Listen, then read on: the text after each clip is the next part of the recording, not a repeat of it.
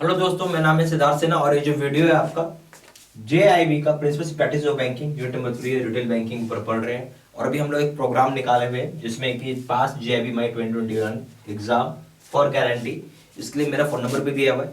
और ज़्यादा डिटेल में जानना चाहते हैं तो इसका इन्फॉर्मेशन मैंने इसी वीडियो के डिस्क्रिप्शन बॉक्स में डाल दी, जहाँ एक वीडियो भी बना रखा है जिसमें हम देख सकते हैं कैसे क्या होगा। और मेरा इन्फॉर्मेशन भी डाला हुआ है, तब फोन करके भी पूछ सकते हैं। ठीक है, चलिए अपना प्रोग्राम स्टार्ट करते हैं। रिटेल बैंकिंग का, रिटेल बैंकिंग से आप क्या समझते हैं और उससे पहली बात है रिटेल होता क्या है। ठीक है, अगर हम बात कर रहे हैं रिटेल, रिटेल का मतलब होता है खुदरा। मतलब कैसे आप देखते हैं किराना का दुकान हो गया, क्या है रिटेल बैंकिंग है, सॉरी बैंक इन रिटेल मतलब जैसे कोई भी चीज आपको टुकड़े में मिल जाता है, आसानी से आप ले सकते हैं। ठीक है, उसी को बैंकिंग भी बोलते हैं। अब बैंकिंग इसका अगर लगा देता हूं, रिटेल का आगे एक बैंकिंग लगा दिया, ये सब हो गया कंज्यूमर के लिए। कंज्यूमर कौन है यहाँ पे? कंज्यूमर बोलो, कस्टमर बोलो, समझ में आ रही बात? हमारे और आपके जैसे लोगों को कंज्यूमर या कस्टमर बोलते हैं। ठीक है, इसमें कौन कौन आ जाएंगे इसमें? ठीक है, इसमें आ जाएंगे आपका हम और आप जैसे लोग, इंडिविजुअल, प्रोप्राइटर, प्रोप्राइटरशिप हो जाएगा, प्रोप्राइटरशिप बोल लीजिए। फिर आप बोल सकते हैं पार्टनरशिप। ठीक है, उसके बाद ट्रस्ट, एसोसिएशन, सोसाइटी।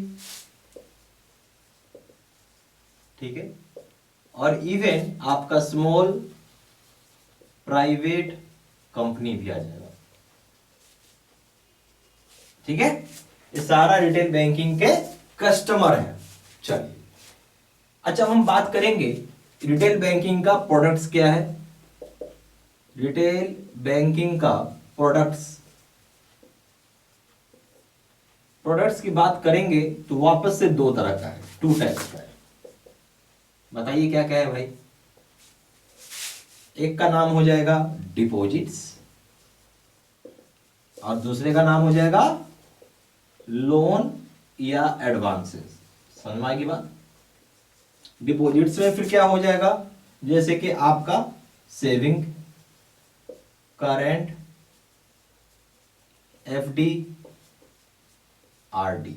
ठीक है, अब भाई लोन एडवांसेस में क्या हो जाएगा? Home loan, HL for home loan, car loan, education loan, MSME loan. ठीक है, उसके बाद हो जाएगा आप बहुत सारा लोन होता है, मतलब 1 लाख कैश क्रेडिट आप डाल सकते हैं। फिर आप डाल सकते हैं वर्किंग कैपिटल भी मिलता है, आप टर्म लोन दे सकते हैं। फिर वर्किंग कैपिटल टर्म लोन, बहुत सारा तरह का होता है। ठीक है, सब तो मैंने एग्जांपल आपको दिखाने के लिए बताया है। ठीक है, अच्छा MSA, इसमें एक चीज और याद रखिएगा, रिटेल बैंकिंग में MSME भी कवर होता है। तो MSME क्या होता है? माइक्रो स्मॉल मीडियम एंटरप्राइजेस, जानते होंगे आप। चलिए, एक चीज और है एडवांसेस में, हम लोग एक चीज और बोलना भूल गया, एग्रीकल्चर, एग्रीकल्चर भी आता है। तो एग्रीकल्चर भी इसी का एक पार्ट है। एग्रीकल्चर में क्या हो जाएगा? KCC, फिर हो जाता है एग्रीकल्चर टर्म लोन। ATL का फुल फॉर्म क्या है? एग्रीकल्चर टर्म लोन, याद रखिएगा बात। उसके बाद हो जाएगा एलाइड लोन मिलता है। एलाइड मतलब जैसे मछली पालन, मुर्गा पालन, ठीक है, ये सब चीजों के लिए लोन मिलता है, जिसको हम लोग हॉर्टिकल्चर, उसको हम लोग एलाइड बोलते हैं। ठीक है, डायरेक्ट खेती नहीं होता ना वो, इसलिए। तो सारी चीजें हो गई, सारे पॉइंट्स प्लीज लिखते चलिएगा। ठीक है,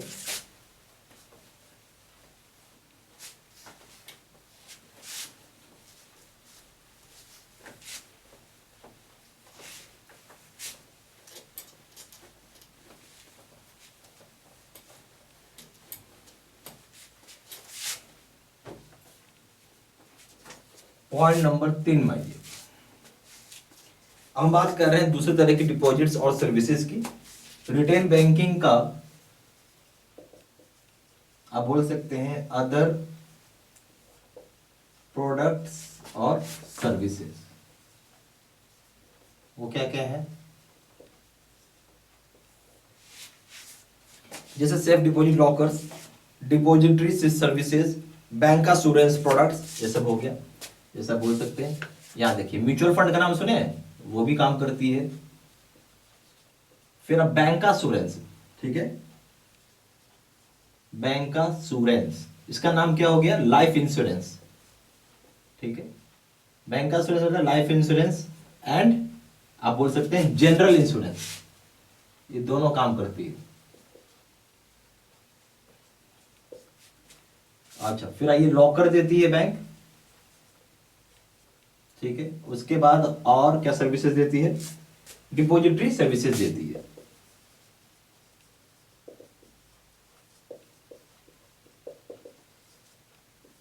ठीक है। डीमैट भी खोलवा सकते हैं, ठीक है, स्टॉक एक्सचेंज वगैरह के लिए इस तरह की सर्विसेज देती है।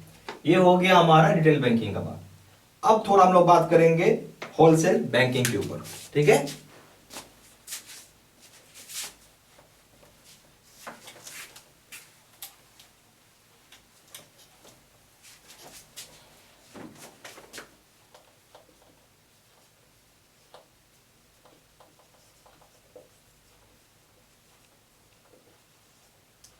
क्या समझते हैं होलसेल बैंकिंग से आप? होलसेल बैंकिंग बेसिकली डील किया जाता है बहुत बड़े इंडस्ट्रियल और बिजनेस एंटिटीज के साथ, जो बेसिकली बिग कॉर्पोरेट हॉस्पिटल्स होंगे, एमएनसी होंगे, पीएसयूज होंगे। यानी बेसिकली हम यहाँ बात करें बहुत बड़े इंडस्ट्रियल लोगों को डील करने के लिए है या बिजनेस एंटिटीज के लिए है, ठीक है। ये समझिए आप, तो यहाँ हम बोल सकते हैं कि deals with large industrial and business entities,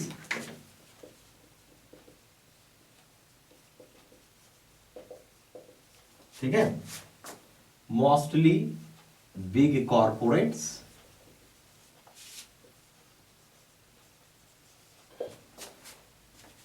MNC और पब्लिक सेक्टर अंडरटेकिंग। क्लियर होगी बात? कोई बात नहीं, ठीक है। ये हो गया, यहाँ पे मोस्टली क्या है, बिग कॉर्पोरेट, एमएनसी और पीएसयू। एमएनसी मतलब मल्टीनेशनल कंपनी, पीएसयू मतलब पब्लिक सेक्टर अंडरटेकिंग। अब आइए इसमें कैसा क्या आपको होता है। इसके अंदर अगर आप जाएंगे लोन में, तो लोन आपको दो तरह का मिलेगा। एक होता है फंड बेस्ड, क्या होता है, इसको बोलते हैं फंड बेस्ड, और दूसरे को बोलते हैं नॉन फंड बेस्ड लोन बोलो, या आप इसको एडवांसेस भी बोल सकते हैं। पहले आइए फंड बेस्ड पे। तो फंड बेस्ड का मतलब है लोन डिसबर्स हुआ तो आपके अकाउंट में पैसा आ जाएगा, ठीक है। जैसे term loan, short term loan, working capital finance, bill discounting, structured finance, export credit, ये सब चीजें हैं। तो हम लोग इसमें क्या क्या बोल सकते हैं, आपका टर्म लोन, वर्किंग कैपिटल, ठीक है, या इसको आप लिख लीजिए वर्किंग कैपिटल। उसके बाद है बिल डिस्काउंटिंग,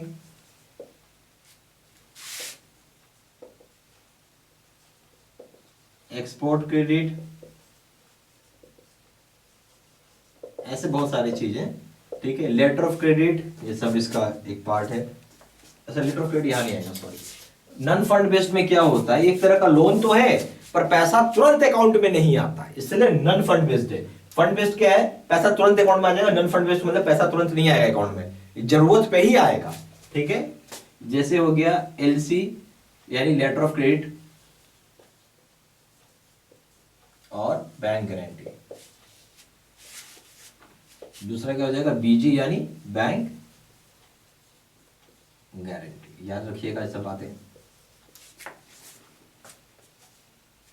इसके पास भी बहुत सारा वैल्यू एडेड सर्विसेज है, ठीक है भाई। जब रिटेल बैंकिंग के पास है तो इसके पास तो होगा ही होगा वैल्यू एडेड सर्विसेज। अब देखिए क्या क्या सर्विसेज है इनके पास, बहुत तरह के सर्विसेज है। जैसे कैश मैनेजमेंट सर्विसेज है, चैनल सर्विसेज है, वेंडर फाइनेंसिंग है, आरटीजीएस है। कॉर्पोरेट का अलग तरह का आरटीजीएस होता है, ठीक है। मतलब 50,000 एम्प्लॉई है तो 50,000 की सैलरी ट्रांसफर करनी है, उस तरह का, ठीक है। कॉर्पोरेट सैलरी अकाउंट है, सिंडिकेशन सर्विसेज है, फॉरेक्स मनी है, फॉरेक्स है, मनी मार्केट है, एम्प्लॉय ट्रस्ट है, ईसीएस है, टैक्स कलेक्शन है, बैंकर्स टू राइट है, पब्लिक इशू है, payment gateway services, supply chain management है, कॉर्पोरेट इंटरनेट बैंकिंग है। ठीक है, इतना सारा चीज है इनके पास। तो मैं लिखता हूं, आप इसको चीज लिख लीजिए। सबसे पहला हो जाएगा कैश मैनेजमेंट सर्विसेज, यानी कैश का आपके ऑफिस आएगा, कैश ले जाएगी बैंक, इस तरह का सर्विस। जरूरत पड़ेगा घर पे कैश पहुंच, मतलब ऑफिस में कैश पहुंचा जाएगी। चैनल सर्विसेज हो जाएगा, फिर हो जाएगा vendor financing,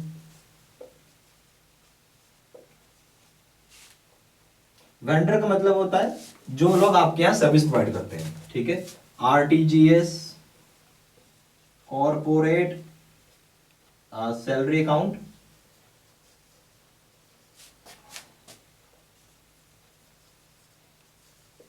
syndication services,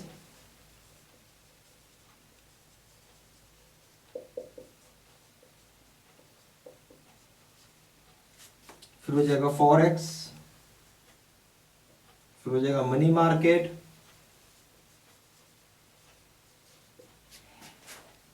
employ trust,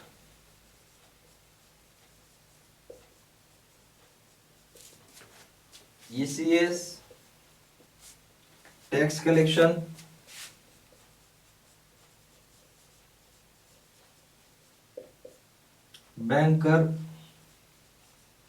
bankers to right, या फिर public issue, payment gateway service,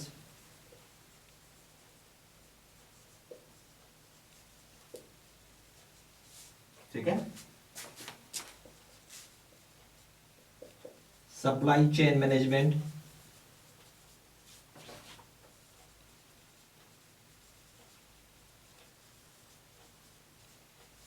corporate internet banking,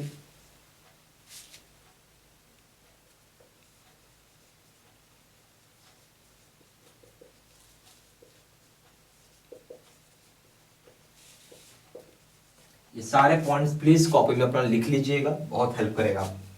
नहीं लिखिएगा तो फायदा नहीं होगा आपको। ओके, चलिए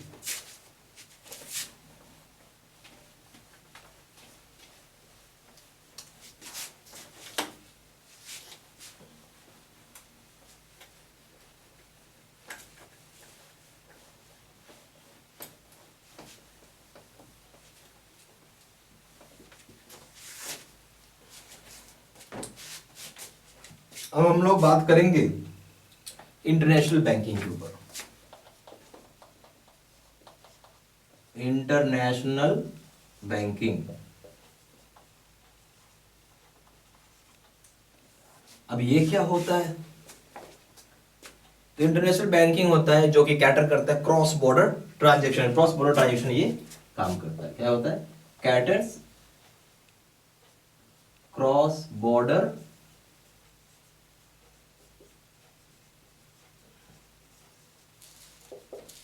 यानी क्रॉस बॉर्डर ट्रांजेक्शन की यहां आप बात कर रहे हो। क्या बात कर रहे हो? क्रॉस बॉर्डर ट्रांजेक्शन की बात कर रहे हो। अगर हम इंडिया में हैं तो अगर आपको यूएसए में पैसा भेजना, इंडिया में क्या होता है? रुपया होता है, वहां डॉलर होता है, तो इसको हम बोलेंगे क्रॉस बॉर्डर ट्रांजेक्शन। ठीक है,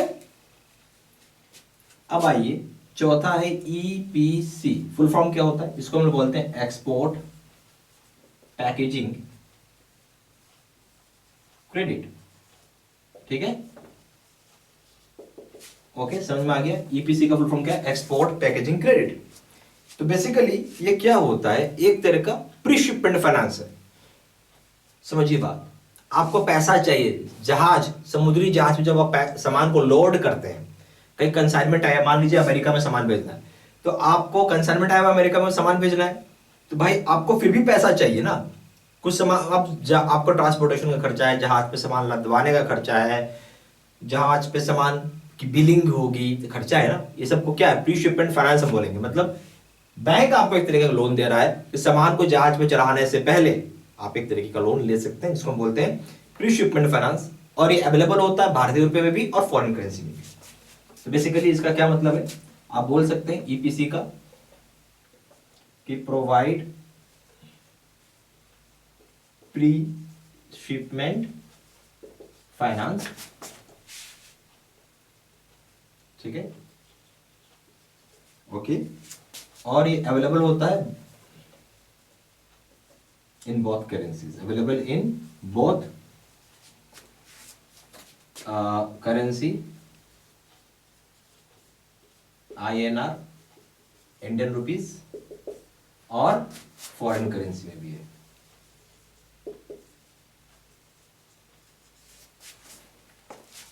ठीक है, तो सारा पॉइंट्स प्लीज कॉपी पर लिखते चलिएगा। अब यहाँ पे आपको दो तरह का कोर्सेज हम लोग ऑफर करते हैं। यहाँ पे हो गया एक बेस सिस्टम में कोर्सेज होता है और एक face to face video course है। बेस सिस्टम में क्या होता है, लाइव और डेली बेसिस वीडियो क्लासेज आती हैं, जबकि face to face video course में क्या होगा कि यहाँ पे जैसे टीचर बोर्ड पे जाएगा, पढ़ाएगा, समझाएगा, बताएगा। एक्चुअली ये कोर्स सबसे बेस्ट होता है, ठीक है, तैयारी करने के लिए। सबसे बड़ी बात है इसमें लाइफ लॉन्ग वैलिडिटी होता है।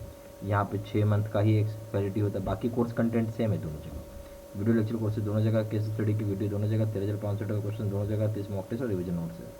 प्रिंसिपल का पेपर पड़ेंगे 1,000 रुपये, यहाँ 1,200 रुपये। अकाउंटिंग के पड़ेंगे 1,200 रुपये, 1,500 रुपये। लीगल के पड़ेंगे 1,000 रुपये, यहाँ 1,200 रुपये है। कॉम्बो पे करें 2,400 दाम है, 3,000 रुपये दाम। एक ही चीज़ का सबसे बड़ा अंतर है, वो है वैलिडिटी का। और सबसे बड़ी बात क्या है कि आप जितनी मर्जी उतनी पढ़ाई एक दिन में कर सकते हैं, जबकि आप बंधन होता है कि इतना ही जितना पढ़ाया जाएगा उतना ही आप पढ़ सकते हैं। मेरा ये रिकमेंडेशन रहेगा कि आप ये कोर्स करिए। ये कोर्स करने मतलब बहुत अच्छा रिजल्ट मिलेगा। सबसे पहला बात है इसमें गाइडेंस भी रहता है, तो आपको कोई दिक्कत नहीं आएगी, ठीक है, ओके। पूरा गाइड किया जाता है इस कोर्स में।